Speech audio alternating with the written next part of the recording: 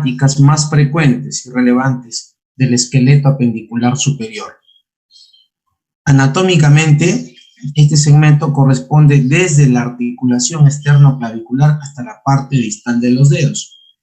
Como método de mensuración o de medición de la longitud del miembro superior se mide del borde lateral del acromion hasta el estiloides cubital. ¿Ya? Características importantes del miembro superior. Es un segmento anatómico. Comparativamente con el miembro inferior tiene mayor vascularidad e inervación proporcionalmente. Por lo tanto, sus funciones también son motoras finas a comparación del miembro inferior y además tienen mejor repercusión, un mejor resultado funcional frente a las injurias. A diferencia del miembro inferior, que constituye una prioridad dentro de las lesiones de miembros, ¿no? Por el riesgo de tromboembolia. Muy bien.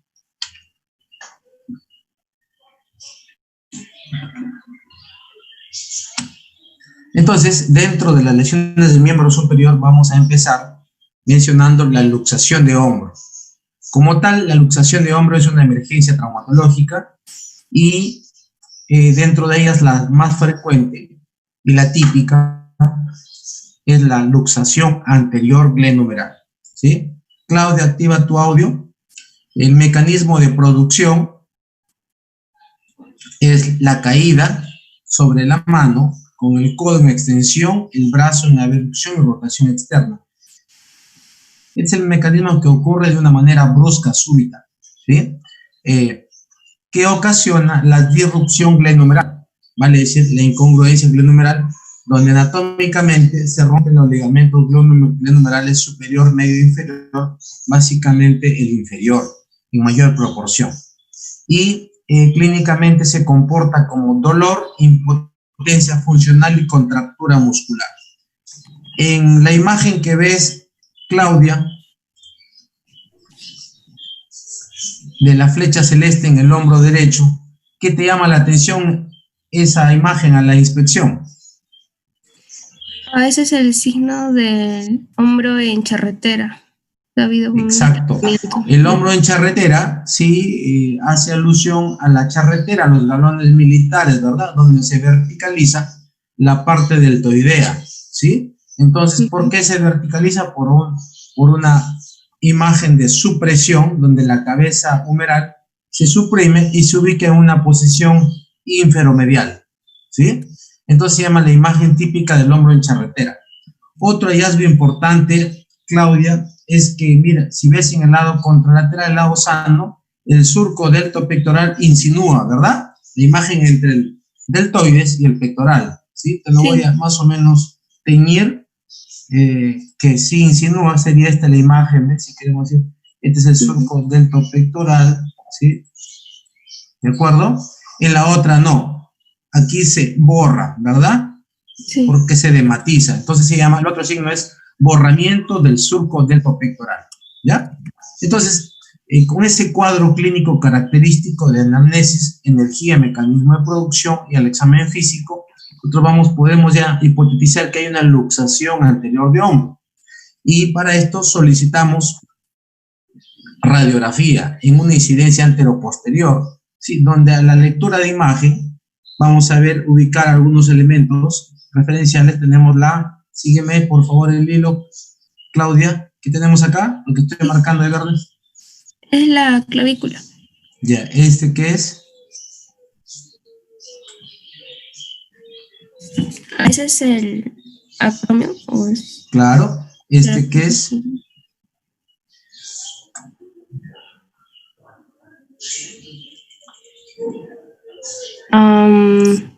La apófisis coracoides, ¿ya? Donde se insertan los ligamentos conoide, trapezoide y coracoclavicular. ¿Y ahí este qué es? Esa es la cavidad glenoidea. Perfecto. Y frente a la cavidad glenoidea debería estar la cabeza humeral. Y mire, dentro de la interpretación de la imagen, el desplazamiento en esta luxación, mire, la cabeza del húmero, ¿sí? se ubica en una posición con respecto a la glenoides, que es el punto fijo. ¿En qué posición puedes describirla, Claudia? Inferomedial. Exacto, inferior, ¿sí? Y medial, ¿verdad? Entonces, ese es el desplazamiento, inferior y medial. Y algo más queremos precisar nosotros, sobre todo de modo didáctico, para decir que se ha ido hacia anterior con respecto a la glenoides. Le tomamos una radiografía en proyección escapular. Ojo, lateral no, porque se va a interponer, se va a interferir todas las imágenes de la cintura escapular y el tórax. Pero en una proyección escapular sí, miren, porque con respecto a la glenoides que se ve acá de violeta, la cabeza humeral de rojo está anterior, ¿verdad? Entonces, el desplazamiento es antero e inferomedial, ¿ya? El objetivo del tratamiento es la reducción. Entonces, ustedes comparan una luxación, es una emergencia traumatológica, porque desde que ya se produce esta, empieza a correr el riesgo de necrosis avascular a futuro, ¿verdad? Con resultados indeseables, no irreversibles. De tal manera que equivale a sacar una planta de su macetero, ¿verdad, Claudia? ¿No? Quitarle el riego sanguíneo. ¿Y qué hay que hacer? Regresarlo pronto. El regresar a su posición basal inicial se llama reducción en traumatología. Entonces, reducir es el objetivo, ¿sí? Hay muchas técnicas, por lo menos hay 15 técnicas descritas, pero las más frecuentes que se emplean son la hipocrática, que es una clásica, la de Kocher y la de Stimson, ¿ya? Seguimos contigo, Claudia, hasta acabar la luxación. Entonces, miren, la de Kocher es una técnica, digamos, que es sencilla, ¿sí? Y que requiere anestesia, ¿sí? En nuestra práctica cotidiana nosotros lo hacemos muchas veces en tópico, vale decir, ¿con qué anestesia lo hacemos, Claudia? En tópico, es decir, en tópico en el servicio, en consultorio de emergencia. Con lidocaína. Claro, con anestesia local, ¿no? En la zona subacromial podemos hacerlo. Algunas veces lo hemos hecho con aguantacaína, con aguantotal. Claudia, a ver, ¿a qué me refiero? Que no le han colocado anestesia. Porque ha sido sencillo, la maniobra, ¿no? Es un perfil de paciente asequible, ¿no? ¿Por qué? Porque ¿cuál es el mejor analgésico en el caso de luxación, Claudia?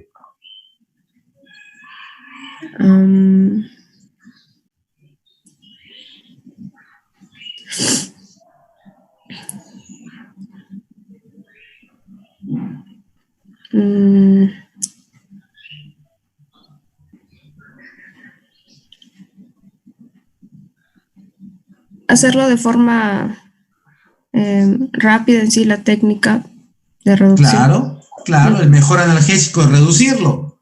Si alguien dice, quiero que no me duela y la haga pronto, hay que reducirlo porque la manipulación obviamente disminuye el dolor.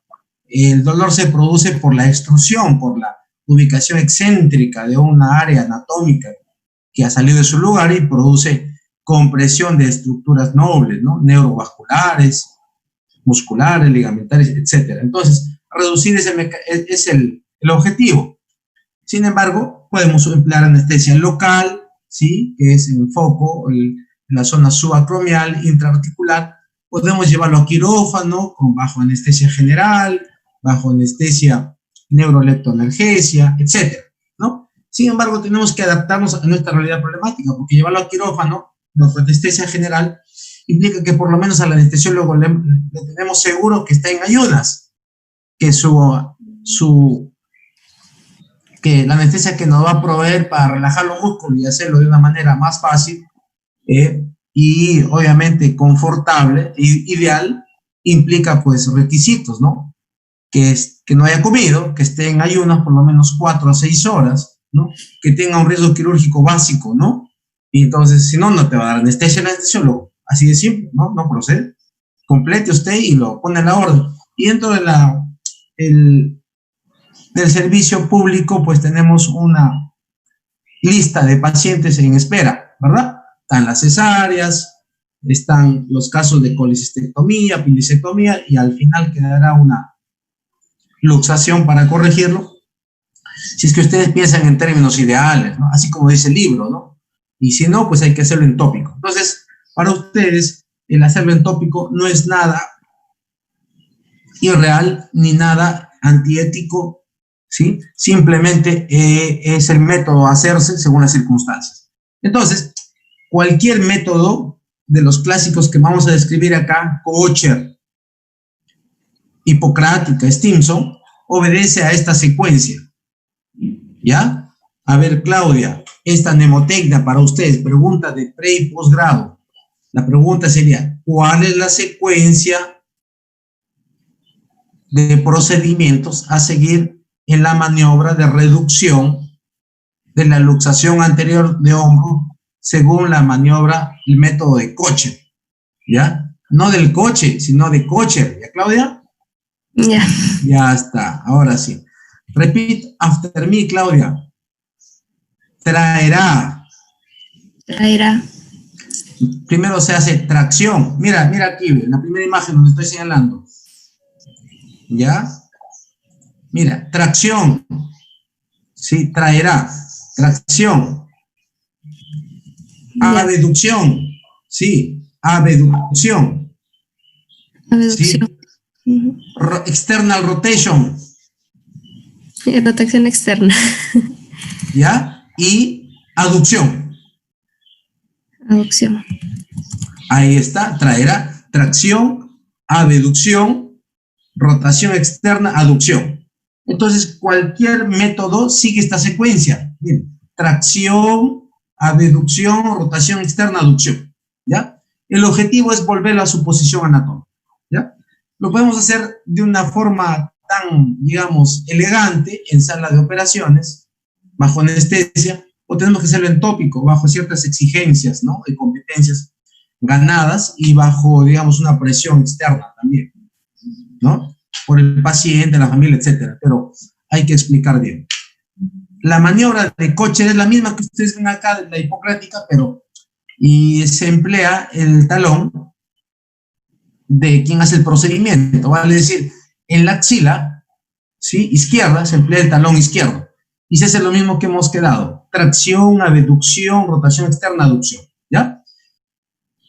Y obviamente se usa poco porque, digamos, puede producir iatrogénicamente dolor, compresión del plexo, etc. Sin embargo, es útil, es fiable, es realizable. ¿Ya? Ahora, la técnica de Stimson es otra forma, ¿sí? Vale decir, estamos ocupados está quirófano ocupado, el paciente queremos hacerlo bajo anestesia, no tenemos tiempo, no nos llaman de quirófano, tampoco hay turno. Mientras tanto, seguimos atendiendo a los pacientes. ¿Qué hacemos al paciente? Miren, lo ponemos de cúbito prono, de cúbito ventral en una mesa, el miembro afecto colgando, literalmente colgando, ¿sí? Bajo efecto gravitacional le agregamos una pesa, ¿sí? Pasados minutos, 10, 15 minutos, el paciente obviamente no va a contracturar, va a tener que dejarse llevar, ¿no? Le damos una ayudadita a Claudia. Igual, hacemos una tracción hacia gravitacional, una abducción o separación, una rotación externa y una aducción, ¿sí? Y se completa. Entonces, también es válido el método de Stimson. Entonces, estamos teniendo pacientes y hacemos el procedimiento con paciencia. ¿Ya? ¿Está claro? Sí. ¿Claudia? Perfecto. Sí. Ahora sí. Génesis, activa tu audio. Doctor. ¿Ya? Pasamos al... A ver, Julio, no te escucho, habla más fuerte, Julio. Doctor, tenía una duda, no entendí bien lo último.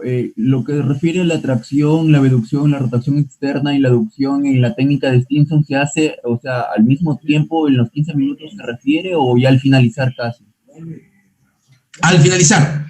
Ah, okay. Al finalizar le damos una ayudadita en el método Stimson, porque ya hemos logrado por lo menos un poquito que se relaje, ¿verdad? Bajo gravitación, ¿sí? Y más la carga ponderal que hemos puesto en la muñeca. Al final le damos una ayudadita, ¿sí?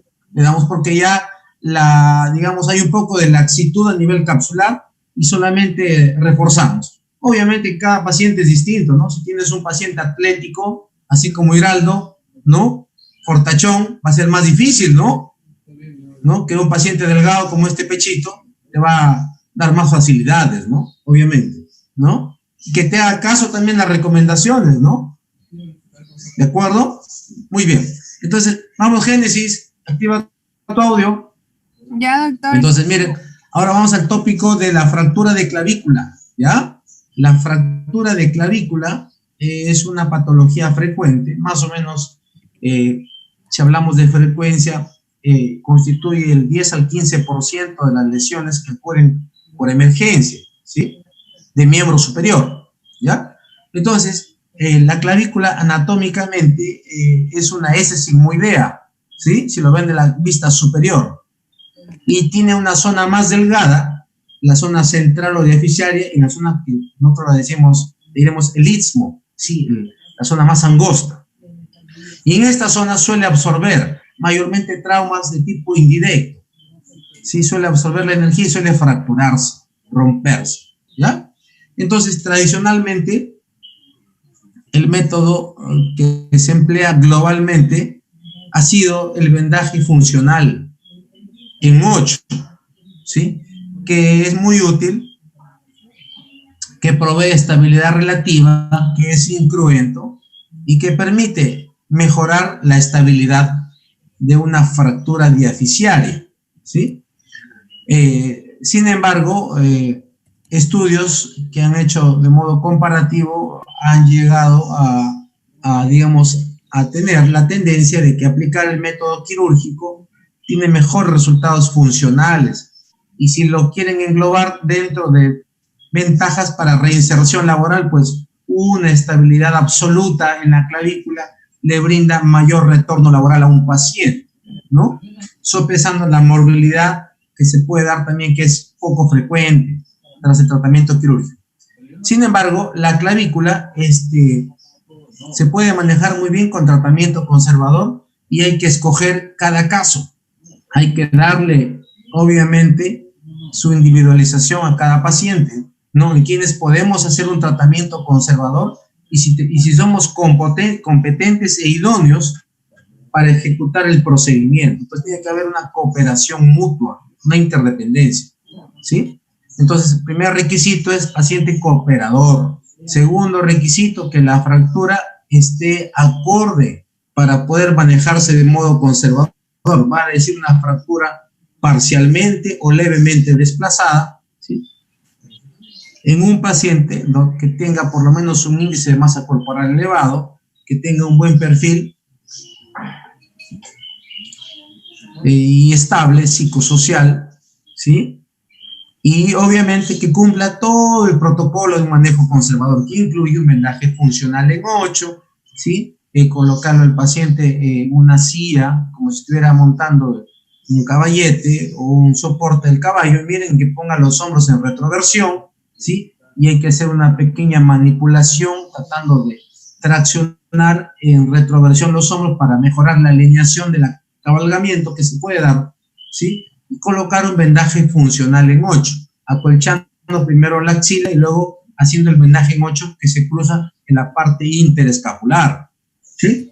Y mantener al paciente en esta posición por 4 o 6 semanas, cambiando el vendaje funcional en 8 cada 4 o 5 días, solicitando al paciente que duerma en una cama con una almohadilla interescapular, ¿no? Y que espere la evolución clínica radiológica, que podemos hacerlo semanalmente en la radiografía para ver si hay alineación o desplazamiento, ¿no? Para considerar el éxito o el fracaso. Entonces, no es tan sencillo como decir, un vendaje en 8, le pongo un vendaje en 8 y a su casa y nos vemos un mes, no. Es una relación importante, es un arte, ¿ya? Sin embargo, ya los estudios actuales, ¿no?, tienen tendencia, pues, a fijarlo de modo rígido con placa y tornillos. Sí, dicen, no hay pierde, mejor lo fijamos, le damos estabilidad absoluta, va a estar alineado, el callo se va a formar porque hay mayor cercanía entre los fragmentos, y obviamente es la tendencia actual. También porque dentro del perfil global los pacientes son más impacientes, ¿no? Y donde actualmente, pues, es el gol estándar, ¿no? La tendencia. Puesto que si ustedes retroceden hace 50 años, pues rara vez operaban a un paciente. Si ustedes iban a Lima, cualquier hospital, Almenara, Rebagliati, 2 de Mayo, de la Policía Nacional, de la Naval, todos les colocaban vendaje funcional en 8. y algunos hasta le colocaban el vendaje funcional en 8, ayudado con yeso, incluso, rígido todavía. Entonces, no había pierde en el sentido de que era, pues, la norma, ¿no? Sin embargo, ahora, pues, pocas veces se trata a estos pacientes por la tendencia, ¿sí?, terapéutica que genera los estudios, la globalización, la modernidad y los conflictos de intereses. Entonces se genera consumo, ¿no? Entonces Génesis dice, pues, si tú fueras cirujano, dices, mira, yo tengo para poner vendaje en 8, placa y tornillos. ¿Con cuál gana más la clínica, el cirujano, el anestesiólogo, la casa comercial? Génesis. Con las placas, doctor. Con el tratamiento cruento, invasivo, ¿verdad? Y al final lo validas, ¿no? Dices, la fractura está desplazada, al señor le duele. Para que le duela menos, le pongo su placa y tornillos, ¿verdad? Entonces, miren, así lo han validado. Sin embargo, la clavícula es una zona que muy bien puede tolerar el tratamiento conservador, ¿ya? Muy bien. Y además es una estructura vascularizada, sobre todo en su cara posterior e inferior. Entonces, no justifica manipularlo mucho, pero finalmente es criterio del ortopedista el decidir el tratamiento con el paciente. Muy bien. Entonces, estas indicaciones, ustedes lo van a decir en su caso clínico, no quiero robarles el show, pero tradicionalmente pues se han comparado, ¿no?, tratamientos, el conservador, vendaje funcional en 8 y el quirúrgico, placa y tornillos. Entonces, aquí hay un estudio del 2011, ¿sí?, que se hicieron a 30 pacientes en cada grupo de tratamiento, donde se consideró para entonces que el tratamiento que daba mejor resultados era el quirúrgico, ¿sí? Era el quirúrgico. Obviamente eran pacientes borderline, ¿no?, que podían manejar conservador o quirúrgico desde el punto de vista clínico-radiológico, y se compararon y vieron que había una tendencia a que el tratamiento quirúrgico daba mejores resultados, ¿ya? Y dentro de otros estudios también hemos visto ya que dentro de los métodos quirúrgicos pueden aplicar placa y tornillos tanto en la cara superior de la clavícula como en la cara anterior inferior. Entonces, tú misma, Génesis, tócate la clavícula, ¿sí? En la cara superior es casi subcutánea, ¿verdad? Sí, doctor. Subcutánea. En la cara anterior inferior, tiene cobertura por el pectoral mayor, ¿verdad? Hay una cortina, sí, un poquito más gruesito. Entonces, a la fecha existen metaanálisis que comparan la placa en la cara superior versus la placa en la cara anterior inferior. Entonces, lo que nosotros hemos visto en nuestros casos que hemos tenido es que, miren, en este trabajo de tesis demostrado, es que la placa en la cara anterior inferior le da mejores ventajas en cuanto a funcionalidad, morbilidad y cosmética con respecto a la cara superior, y de modo muy estadísticamente significativo. Y esa es la tendencia de la mayoría de los metaanálisis que hay, ¿ya? ¿Por qué? Porque la placa en la cara superior sería más subcutáneo, ¿verdad, Génesis? Sí. ¿No? Más superficial. Por lo tanto, tendría más irritación, ¿no? Cuando tú uses tu cartera, ¿sí?, tu mochila, por decirlo así, más fricción, más roce, por lo tanto, más cicatriz, tendencia a una cicatriz hipertrófica o queloidea. Y también va a obligar a retiro de material pronto, cuando ya consolida a partir del año, ¿verdad? Entonces, tanto funcional, morbilidad y resultado cosmético, digamos, la tendencia es que la placa en la cara anterior inferior. Y si es en la cara anterior inferior, ¿por qué es mejor? Porque el músculo pectoral mayor lo cubre, ¿verdad? La placa, ¿sí? Lo cubre la placa, la incisión es subclavicular y se esconde cosméticamente. Por lo tanto, es menos prominente, ¿sí? Es menos prominente y da mejores resultados funcionales y cosméticos. Sin embargo, hay detractores, ¿sí? ¿Qué es un detractor, Génesis? Que no está de acuerdo en tu Exacto. Proceso. Un Contreras, dirían algunos, ¿no? Un Contreras, ¿no? Claro, ¿no? Uno del partido político contrario, ¿no? Ya no es del partido de Keiko, sino del otro, algo así, ¿sí o no? Bueno, entonces los detractores dicen, miren, en la placa, los hinchas, barras bravas de la placa en la cara superior, ¿qué dicen? Es fácil, el hueso subcutáneo está superficial, no se manipula mucho, ¿verdad? Los detractores de la placa en la cara, al menos los barra brava en la cara anterior inferior, se coloca su muscular, mejor protección. Y ahora, los detractores de la placa en la cara superior, es subcutáneo y irrita los tejidos, ¿sí? Irrita los tejidos y produce malestar en el paciente, dolor crónico. Ahora, los detractores o contreras de la placa en la cara anterior inferior, mira la imagen, dicen que cuando la placa se coloca en la parte distal, a nivel acromioclavicular, suele irritarse, romperse, desvitalizarse la inserción proximal de los coracoclaviculares, quedando una subluxación acromioclavicular residual, ¿sí? Entonces dicen, no es perfecta, y así, ¿ya? Entonces, para que ustedes vean, mira, Génesis, ¿esta es una placa recta o curva?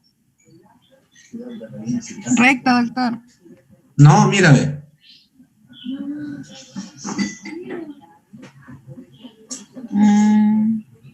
¿Ya? Bueno, ¿lo ves? Entonces, las placas que se colocan en la parte inferior, ¿sí? Tienen que darse la forma, pues, ¿sí? Así, ve. Hay que darle la forma, porque la clavícula es una S-sigmoidea. Tanto que se coloque en la cara superior o anterior inferior, hay que darle la forma a la clavícula, la placa, ¿sí? Entonces, hemos hecho un estudio actual, este es un trabajo actual, es una tesis que se va a sustentar, donde hemos comparado ya, miren, la placa en la cara superior, en la cara anterior inferior y el tratamiento conservador. La tendencia es la misma, ¿sí? Donde se confirma que la funcionalidad y la morbilidad tardía, ¿sí? Es mejor o favorece a la placa en la cara anterior inferior, que es muy superior de modo estadísticamente significativo a la placa en la cara superior y el tratamiento conservador. Sin embargo, en este estudio actual se considera que la placa en la cara superior lo supera al tratamiento conservador sin ser estadísticamente significativos. Es un poco mejor, ¿ya? Conclusión, que la placa en la cara anterior inferior es el tratamiento de elección. Muy bien. ¿Alguna pregunta hasta acá, Génesis? Doctor, esa placa es curva, pero yo la... De origen es una placa recta, pero para adaptarlo a la clavícula hay que darle esa forma. Porque tú lo ves en la clavícula, en la cara superior, es así, ¿ves? ¿Ya? Entonces, el principio es que la placa tiene que adaptarse a la forma del hueso, no el hueso a la forma de la placa, ¿verdad? Entonces, como que dicen, no le entraría una placa recta a la clavícula. Vamos a ver acá a mi asistente, mi asistente de... Suponte que esta fuera una placa. Es recto, ¿verdad? Sí. No se va a adaptar a la forma de la clavícula, ¿verdad? No. Entonces tengo que darle la forma. Entonces es así, se premoldea, se adapta. ¿Ya? Muy bien. Seguimos. Ahora sí. Keiko, activa tu audio. Ya, doctor. ¿Ya? Entonces, miren, vamos a pasar a la luxación acromioclavicular. ¿Ya? Entonces, la luxación acromioclavicular o la articulación acromioclavicular es una articulación dinámica, miren, dinámica, no es rígida, ¿sí? ¿Por qué? Porque existen ligamentos. Mira, tenemos el ligamento acromioclavicular, ¿sí? Keiko, ¿ves? El ligamento conoide, que es medial, el trapezoide, que es lateral, y el coracoclavicular. Miren, tenemos por lo menos 4 ligamentos en la articulación que trabajan en la articulación acromioclavicular. Y la comparación biomecánica es que la articulación acromioclavicular es dinámica, ¿sí? Y se asemeja a lo que tiene un auto, ¿sí? ¿Cómo se llama esta pieza de auto que se mueve en este sentido? ¿Tienes idea, Keiko? No sé mucho de ¿Quién auto. maneja auto? ¿Quién maneja auto? A ver, levante la mano. ¿Quién maneja auto? Me dice, ¿a qué se asemeja? ¿Mm? ¿Con qué semejanza tiene este movimiento? Mira, ve. Dinámico se mueve, ¿verdad? Todas las estructuras. Entonces, la comparación es que se mueve la clavícula, que se mueven los ligamentos cronoclavicular, que se mueve el conoide, el trapezoide, etc. Entonces, en un movimiento otro que hagamos, por ejemplo, de abducción, rotación externa, hay movimientos sincronizados acá, ¿sí? Hay desplazamiento de la clavícula en distintos grados, ¿sí? Ahora, tarea para ustedes, ¿con qué estructura anatómica del auto, o con qué estructura o repuesto del auto o parte del auto se relaciona, se compara esto? Doctor, Bien. podría ser con el eje, porque al momento de mover el timón, el eje se mueve a la derecha y a la izquierda. Exacto, exacto. ¿Qué más? Algo más específico del carro, más específico todavía.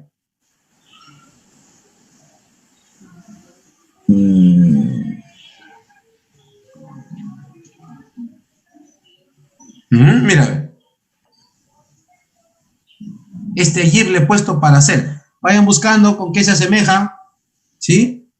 Entonces le he puesto allí porque no, porque esto es dinámico. O sea, si ustedes se tocan la cabeza, se rascan el cuello, la espalda, se va a mover acá, se va a mover, se va a mover, se va a mover. Entonces, mientras van pensando, ¿sí? Vamos viendo a Rothbard. Mira, Rothbard es un autor que es un clásico que clasifica las luxaciones acromioclaviculares del 1 al 6, ¿ya? De menor a mayor gravedad, ¿sí? Donde en las lesiones implica desde una simple ruptura de la articulación acromioclavicular del ligamento acromioclavicular hasta otras que involucran más el conoide, el trapezoide, y hasta otras que hacen que la clavícula se meta debajo del coracoide, etcétera, hasta el nivel sexto, ¿sí? De menor a mayor gravedad. Pero para ustedes deben saber que las luxaciones acromioclaviculares grado 1 y 2 mayormente suelen ser conservador el tratamiento. Vale decir, cabestrillo funcional y un vendaje, probablemente adhesivo, que trate de mantener hasta que se consiga una fibrosis de los acromioclaviculares, ¿ya? Del ligamento acromioclavicular. Sin embargo, el grado 3 de Rothbard es controversial. Se puede operar en un paciente activo, joven, de exigencia funcional, atleta, ¿no? O se puede manejar conservadoramente si es que es un paciente con baja demanda funcional, es el lado contralateral, es sedentario o es un paciente de tercera edad, por decir. ¿Para qué? ¿Sí? Pero la luxación grado 4, 5 y 6 son dolorosas clínicamente y son muy notorias. El famoso signo de la tecla de piano, ¿sí? Para ustedes, pregunta de pre y posgrado, ¿sí? El signo de la tecla de piano es patognomónico de la luxación acromioclavicular, ¿sí? ¿Ya? Entonces, 4, 5 y 6 de Rothbard son quirúrgicas. La 3 es para decidir. Entonces, dentro de los métodos, miren, dentro de los métodos para tratar luxación acromioclavicular, hay muchos. Entonces, hace 2 años, no, hace 5 años revisé la literatura, se hablaba de más de 35 métodos de tratamiento, o sea, variantes, ¿sí? Variantes, donde se empleaban implantes metálicos, donde se empleaban cirugías artroscópicas mínimamente invasivas, donde se empleaban suturas, ¿sí? Etcétera. Acabo de revisar en la mañana y hay más de 60 métodos, dice a la fecha. 60, se imaginan. 60 formas de tratar. Conclusión, no hay uniformidad de criterios y ninguno de ellos es muy superior a otro, pero algunos deben ser mejores que otros, sí. Entonces estamos en la búsqueda del mejor tratamiento. Entonces, los clásicos tratamientos son el famoso Femister modificado, que incluye 2 alambres que van de la clavícula al acromion. Se ve muy sencillo colocar esto, aparentemente que sí, pero incluye una cirugía para colocar estos alambres y otra para retirarlos, ¿verdad? Y cuando uno lo retira, se pierde la fibrosis cicatrizal y otra vez reciba. Entonces, se han visto resultados regulares y ya. Otro método es la técnica de Bosworth, se llama, que se ve muy bonito cosméticamente, un tornillito que va de la clavícula al coracoides, y lo fija. Sin embargo, una cirugía para colocarlo, otra para retirarlo y otra vez recidiva la luxación. y donde hay morbilidad, ¿no? En este caso, si uno no le hace sus coditos en la parte lateral, ¿sí?, del acromion, las clavijas migran, y hemos visto incluso en el mediastino. En este caso, como les digo, es una articulación dinámica, ¿sí?, dinámica, móvil. ¿Ya me identificaron con qué tiene relación esta imagen? Bueno, tendrán que decirme, como es una articulación dinámica, estas alambres suelen fatigarse y se cizallan y se rompen acá y se quedan internamente algunos fragmentos. Igual, se fatiga acá y se rompe acá, o lo daña el coracoides, ¿sí? Otro método que lo consideraron una excelente forma, un tratamiento rígido, miren, con una placa engancho o hook plate. Dice, aquí no hay pierde, dice, acá no va a pasar nada, pero una cirugía para colocarla, otra para retirarla, y la placa es muy rígida, origina osteólisis, ¿no? Y sobre todo es una articulación dinámica, ¿ve? ¿Sí? Es una articulación dinámica, móvil, entonces lo fatigaba el hueso y son 2 cirugías para retirarlo también. Ahora, actualmente es esta técnica la que hago, ¿sí? Se llama la técnica de 4 suturas. Miren, así es, caso real, luxación acromioclavicular grado 4 de Rothbuck, ¿sí? Grado 4 de Rothbuck, donde se ha roto el acromioclavicular, el conoide, el trapezoide, ¿sí? Y miren, ya postquirúrgicamente ya se ve reducido anatómicamente, ¿no? Se emplean 4 suturas, o sea, suturas sintéticas, no reabsorbibles y reabsorbibles. ¿Por qué se llama 4 suturas? Miren, una sutura va a ser ligamento acromioclavicular, la otra sutura va a ser coracoclavicular, ¿sí? La otra sutura va a ser el conoide trapezoide, la otra sutura hay que reinsertar el pectoral con el músculo trapecio, ¿sí? Entonces, esas son las 4 suturas. Esta es la que se ha demostrado, la que es más eficiente costo-beneficio, porque es una cirugía única, ¿sí? Es una cirugía única en un solo tiempo y definitivo. Costo-beneficio altísimo, ¿ya? Entonces, hemos hecho un trabajo en 2018 donde se ha comparado las 4 suturas versus la de Femister, y como que ese se lo lleva de encuentro, ¿sí? Ha demostrado una tasa de efectividad alta. Y también hemos comparado las 4 suturas con la placa engancho. De igual modo, en ambos trabajos se ha visto que la recuperación funcional o la efectividad de la técnica de 4 suturas en cuanto a discapacidad, sí, morbilidad tardía y tiempo de retorno a sus actividades laborales es muy superior de modo estadísticamente significativo a las otras, ¿sí? A las otras. ¿Ya saben cómo se llama este elemento o no? A ver, Julio. Suspensión, doctor. Este IF. ¿Con qué hago alusión? Para demostrar que es una articulación dinámica y que cualquier fijación rígida, como pueden ver acá, la técnica de hook plate, Bosworth o Femister modificada, va a fracasar. Y que se requieren técnicas dinámicas que traten de simular la anatomía previa, o sea, que le den dinamismo a la articulación, ¿sí? Para tener éxito. O sea, en otras palabras, no hay que ir contra la naturaleza. Si es una articulación dinámica, hay que restaurar en lo posible anatómicamente, simulando el movimiento. ¿Cómo se llama? A ver, ¿cómo se llama eso?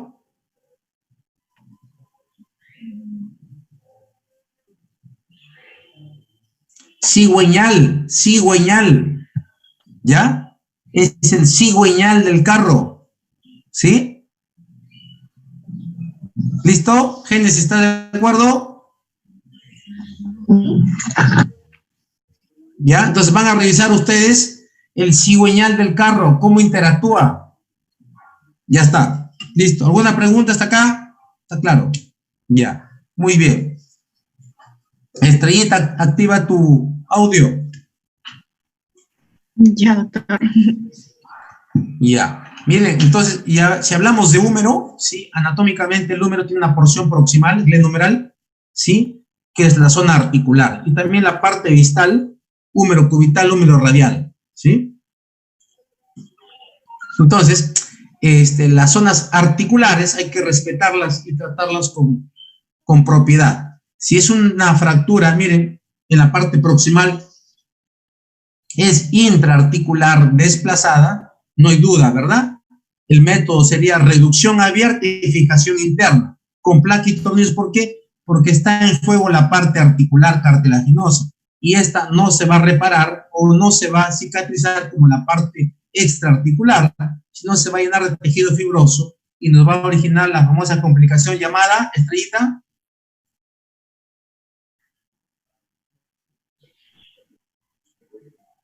cuando la articulación queda desplazada, el tejido se defiende formando la complicación que hemos visto ayer en las articulaciones. ¿Cómo se llama?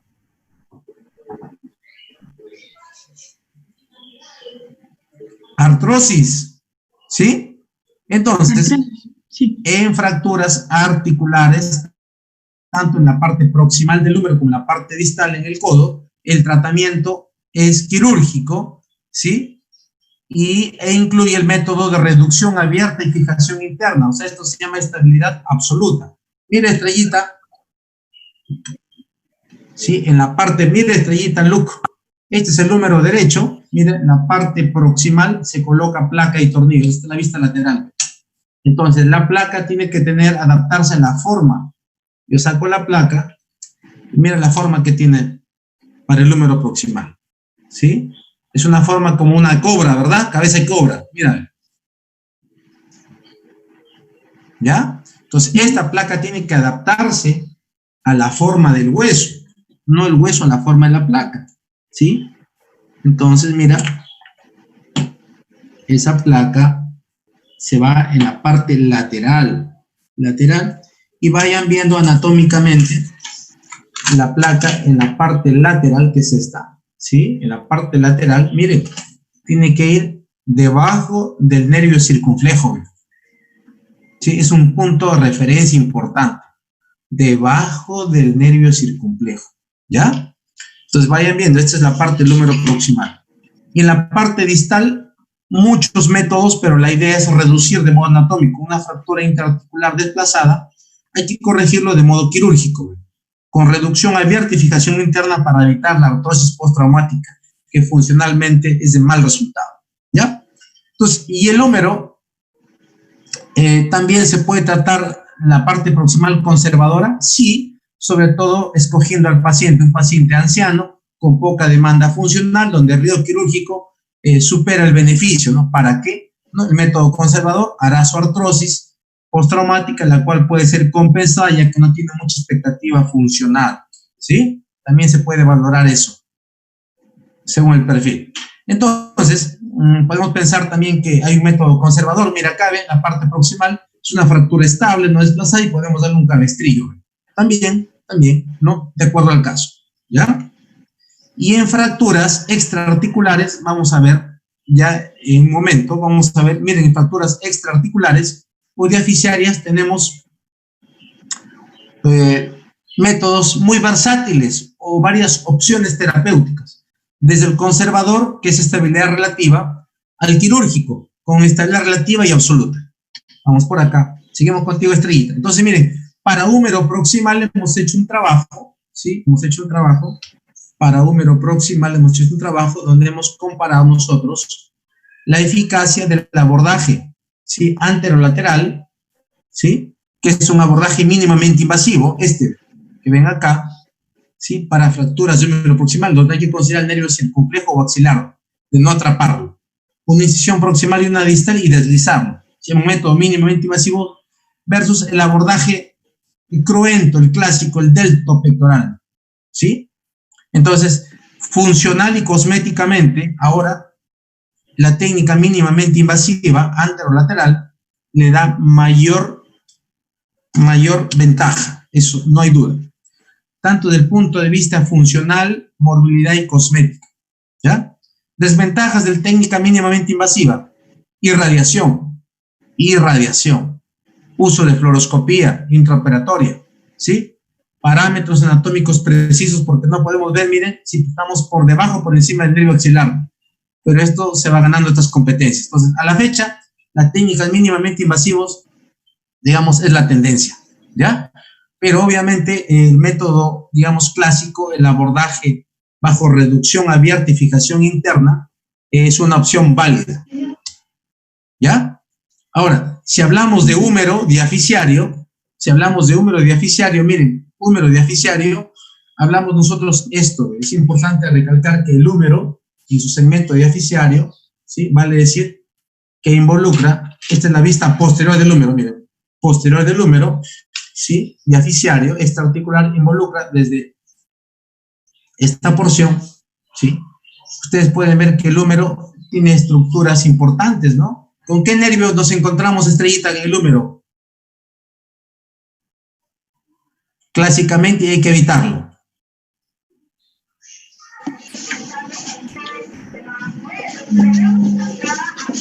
Mira, vista posterior del húmero. El de morado, el que se ve pintado de morado. En la vista posterior, mira la vista lateral, ve. Ahí está, ve. ¿Con el radial? Lógico, el radial, porque el radial es periférico, el radial al hueso, sobre todo en el canal de torsión. Entonces, pero mira, si nosotros hacemos un corte transversal al húmero, ¿sí? Vamos a tener nosotros que es triangular, tiene una cara anterior, que en esa zona es avascular y neurótico, que es la que más se adapta para colocar una placa. La cara lateral te vas a encontrar con el nervio radial, ¿ve? La cara posterior también con el nervio radial, ¿ve? Lo de violeta. La cara medial no está ahí, pero te vas a encontrar con el nervio mediano y cubital, ¿sí? Entonces, la cara que más se adapta es la cara anterior del húmero, esta donde se ve esa placa, ¿sí? Y obviamente hay muchos métodos, desde un enclavado intramedular, ¿sí? Desde la colocación de placa y tornillos vía abierta con estabilidad absoluta y también con estabilidad relativa, vale decir placa puentes, ¿ya? Entonces, por ejemplo, acá tenemos una fractura diaficiaria desplazada y hemos colocado nosotros una placa en la cara posteromedial. Entonces, miren, esta imagen es el brazo izquierdo del paciente y este es un abordaje medial, donde hemos aislado acá el nervio cubital, ¿sí? Y obviamente es una buena opción, ya que en términos comparativos el nervio radial es mucho más sensible. Vale decir, al nervio radial le aplicamos una presión mecánica, miren, de 200 gramos de fuerza, 200 gramos, ¿ah? Y te debuta con una neuropatía, o sea, se resiente, ¿verdad? Vale decir, es más sensible. En cambio, el nervio cubital es más grosero técnicamente, ¿sí? Uno hace una manipulación de mayor energía y no te debuta con un tema motor. En cambio, el nervio radial sí, con la mano péndula, ¿ya? Entonces, bajo este criterio, comparando el abordaje clásico anterolateral versus el posteromedial tiene mejores resultados funcionales y cosméticos, ¿ya? Ni siquiera se lo ve al nervio radial. Y si te da sintomatología neurológica, el cubital te da unas pequeñas parestesias, ¿sí? En el territorio cubital, sobre todo en el cuarto y quinto dedo, sin ser significativo funcionalmente en la parte distal. Muy bien. Y mire, para entrar también a otros métodos en el húmero, nosotros tenemos también que considerar el método MIPO, que es el que se usa actualmente, que es la técnica mínimamente invasiva con placas, ¿sí? Y que hemos visto que esto da una estabilidad de qué tipo, Estrellita, relativa, ¿verdad? ¿Sí? Relativa, ¿sí? Y el ejemplo es como un plátano, miren, ¿sí? Donde la parte central es la parte diaficiaria y la fractura.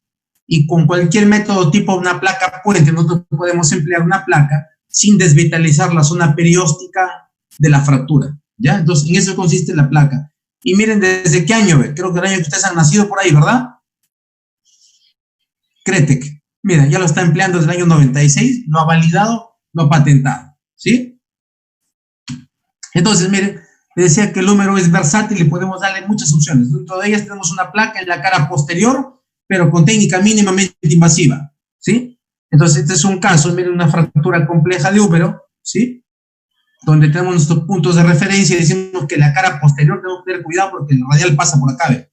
Pasa por acá, ¿sí? Pasa por acá en la cara posterior.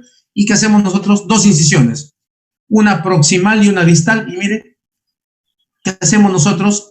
Aislamos el nervio radial en la parte proximal, sutilmente lo separamos con un base lock o un Penrose, ¿sí? Y en la parte distal hacemos otra incisión y solamente empleamos una placa que lo vamos a puentear, como la técnica del plátano, ¿sí? Y la placa incluiría unos tornillos proximales y unos distales, ¿sí? Y así queda la incisión sin lograr manipular el foco de fractura, sin neuropatía radial. ¿Ya? Este es un método, placa posterior.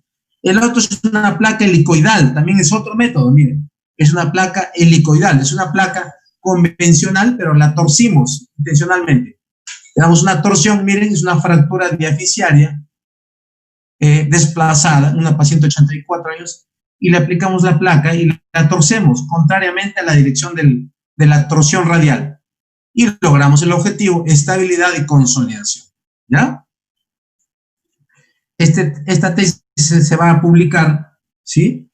Donde hemos hecho las técnicas de fijación interna asociadas en neuropatía radial en fracturas diáfisis humeral. Concluimos que la técnica mínimamente invasivo tiene la preponderancia en cuanto a evitar el nervio radial. A pesar que no lo vemos, pero lo evitamos, ¿sí? Muy bien. ¿Alguna pregunta hasta aquí, Estrellita?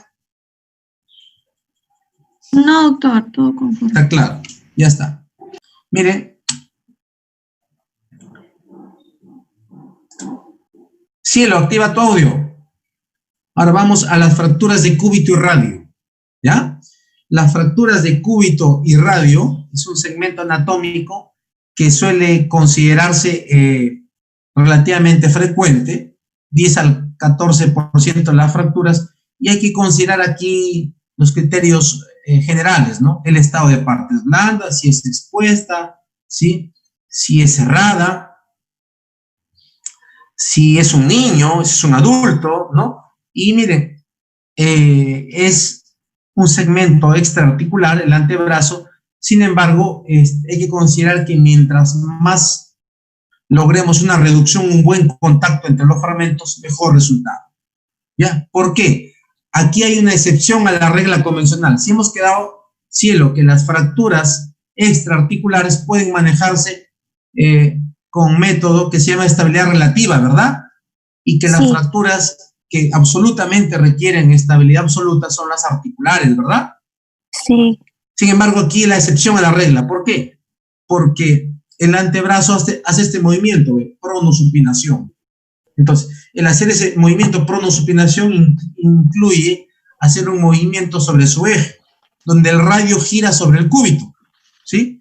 Y por eso se considera una articulación. O sea, el movimiento de pronosupinación en el antebrazo le da la característica o el grado o el título de decir funciona como una articulación en el antebrazo. Por lo tanto, el tratamiento debe ser reducción abierta y fijación interna en las fracturas, incluso en niños. Ojo, en los niños quizás usted diga, pero ¿va a consolidar el niño? Sí, va a consolidar, pero se va a bloquear la pronosupinación si queda muy desplazado. Entonces hay poco margen de tolerancia en antebrazo. Nosotros vemos muchos niños que son tratados de modo conservador y consolida, ¿ya? Pero quedan en una consolidación viciosa. ¿Cuándo se habla de consolidación viciosa? Cuando consolida, pero cabalgado, montado, angulado, en valgo, en anticurvato, en recurvato, ¿sí? Y que eso altera la pronosupinación. Entonces, eso ya no se puede modificar, ¿no? Y constituiría digamos, un lío importante si hablamos con los padres de que, bueno, ha consolidado, pero la pronosupinación está alterada y que requiere tratamiento quirúrgico. Entonces, hay que conversar bien que si queda un cabalgamiento importante y que eso alteraría la pronosupinación, quirúrgico es el tratamiento en niños. Sin embargo, en los adultos no hay duda.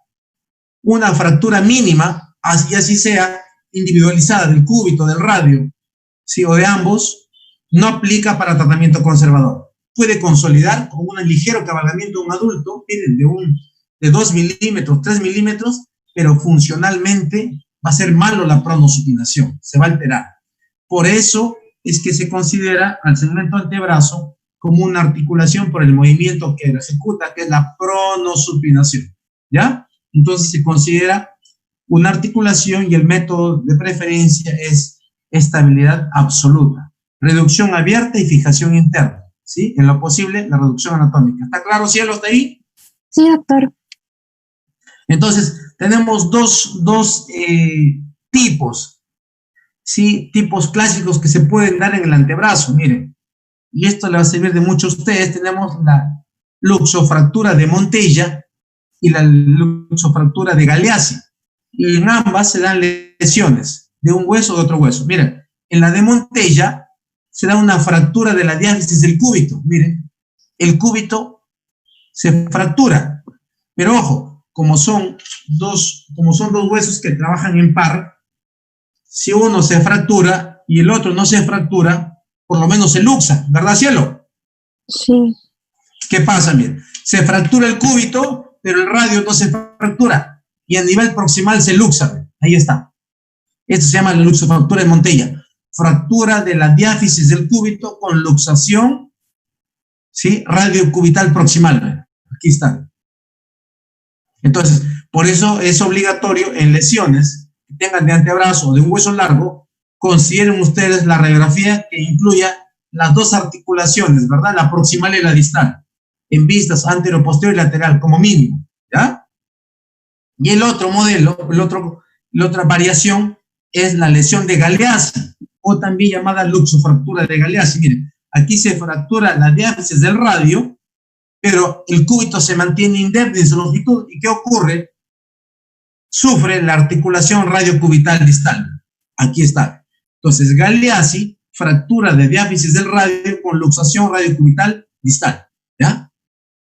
Si ustedes no hacen esta imagenología y no sospechan o no tienen el conocimiento teórico previo, ustedes incluso pueden pensar que se va a operar el cúbito y pasa desapercibida esta lesión y queda como una lesión olvidada o no tratada y maltratada, que básicamente sería una negligencia, ¿no? Ni siquiera lo ha visto la articulación proximal en la de Montella, y en la Galeazzi tiene un dolor importante en la muñeca. ¿Y a qué se debe? A una luxación radiocubital distal. Miren, son lesiones que hay que considerarlas, ¿ya? ¿Está claro ahí, cielo? Sí, doctor. Seguimos. Muy bien. Carlos, activa tu audio. Entramos al tema de muñeca o de radio distal. Les hablaba que las fracturas de muñeca son bastante frecuentes. Miren, y en el antebrazo constituyen las 3/4 partes de los casos que nosotros vemos, ¿sí? Y las lesiones más frecuentes, ¿se acuerdan? Es la de Coles, ¿sí? Que es una fractura extraarticular, la de Coles, ¿ya? Esa es la más frecuente y cuyo cuadro clínico suele ser una caída con apoyo palmar para evitar caer de bruces, ¿sí? Y típicamente el radio distal se desplaza hacia dorsal y hacia radial y se llama la mano samba radial, ¿sí? Clínicamente se evidencia como una mano en dorso de tenedor, ¿se acuerdan? Y dorso de bayoneta, ¿ya? Entonces, los parámetros mínimos que hay que considerar son, si tenemos una mano en dorso de tenedor y dorso de bayoneta, lo que tenemos que sospechar que es una fractura de muñeca, y de muñeca del radio distal. Y la radiografía va a confirmar si la fractura es articular o extraarticular, ¿sí? Y dentro de los criterios radiológicos básicos, en la vista antero-posterior, en una imagen normal, esta va a ser un parámetro de medición. Ojo, miren, el ángulo de inclinación radial en la vista antero-posterior. Si para ello trazamos una línea transversal que va el borde superior del esteroides cubital, ¿sí? Y una línea que va del estiloides radial, ¿sí? Del borde superior del estiloides radial al borde inferior de la articulación radiocubital. Sí, con respecto a esta transversal, este ángulo de inclinación radial más o menos debe ser de 15 a 25 grados, ¿sí? Promedio 20 grados, aquí lo he puesto 21. Bueno, 15 a 25 es lo adecuado. Y en una vista lateral, siempre, ojo, el radio tiene una inclinación palmar, porque nuestra función mecánicamente es presión hacia palmar, no hacia dorsal, ¿sí? Entonces, en una vista lateral, el ángulo de inclinación radial es de más o menos 5 a 15 grados, ¿sí? Esto es, aquí lo han puesto 11 grados, ¿ya?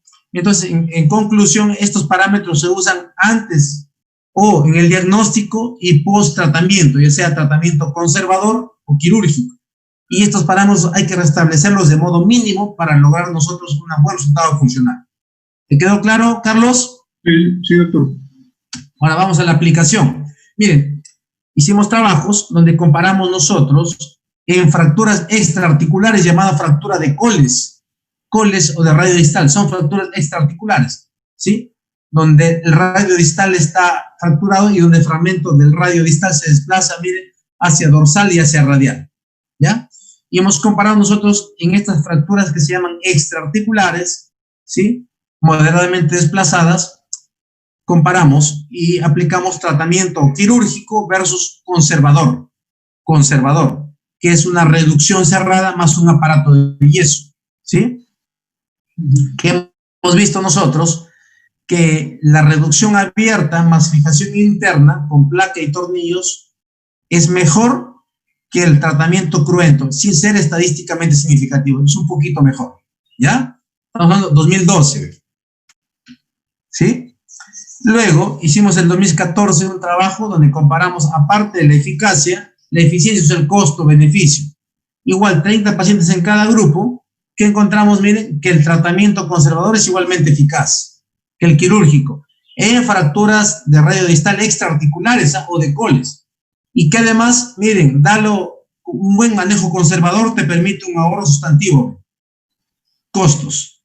Por lo tanto, el tratamiento conservador debe ser el de elección, ¿ya? Excepto que, digamos, sea frustro el tratamiento conservador, vaya tratamiento quirúrgico, ¿verdad? Pero aún así se debe intentar en fracturas extraarticulares el método conservador, siempre y cuando partes blandas estén bien. ¿Está claro, Carlos? Sí. ¿Dudas? Sí, ¿No tienes? Muy bien. Ahora, ya cuando hablamos de fracturas intraarticulares desplazadas, la situación cambia, ¿verdad?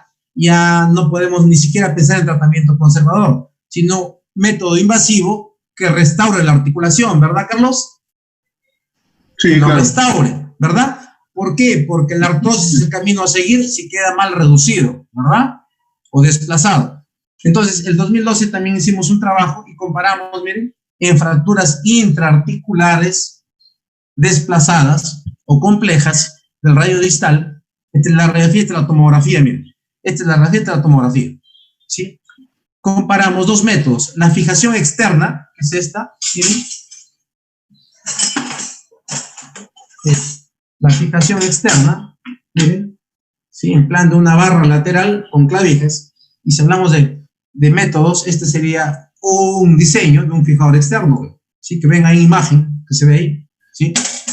Versus placa y tornillos. O sea, 69 casos se trataron con fijador externo y 109 con fijador interno, con placa y tornillos. Evaluamos funcionalidad, morbilidad, incapacidad laboral y consideramos que el resultado era similar en ambos. No había diferencias significativas en ambos. O sea, para entonces, tratarlo con fijador externo o con placa era similar. Sin embargo, al 2019 ya comparamos nosotros tres métodos, ¿sí? La fijación externa sola versus la fijación interna, que es placa y tornillo sola, y versus la fijación combinada. En este caso es un ejemplo de fijación combinada. Este paciente con fractura de trazo interarticular compleja, hemos hecho una fijación combinada. Reducción abierta y fijación interna con placa y tornillos y un fijador externo. Así está. Aquí le hemos colocado una placa y tornillos por un abordaje palmar y un fijador externo. Que se concluye, en este trabajo se hicieron 18 pacientes en cada grupo, ¿sí? Es una tesis ya sustentada, en el cual evaluamos funcionalidad, morbilidad e incapacidad laboral, ¿sí? Se concluye, miren, que la fijación combinada esta, ¿sí? Que es la externa y la interna, es mejor que la fijación interna sola, pero sin diferencias significativas, ¿sí? Pero la fijación combinada, ¿sí? Es mejor que la fijación externa sola, y esto sí es significativo. En conclusión, la fijación combinada da mejores resultados globalmente en fracturas intraarticulares desplazadas. ¿De acuerdo, Carlos? Sí, doctor. Ya está. Muy bien. ¿Hasta aquí alguna pregunta sobre miembro superior? Sofía. ¿Está No, claro? Sí. ¿Está claro? María, ¿claro? Génesis, ¿está claro? Keiko, ¿está claro? Yes. Sí, doctor. Excelente, buena respuesta. Entonces, vamos a dar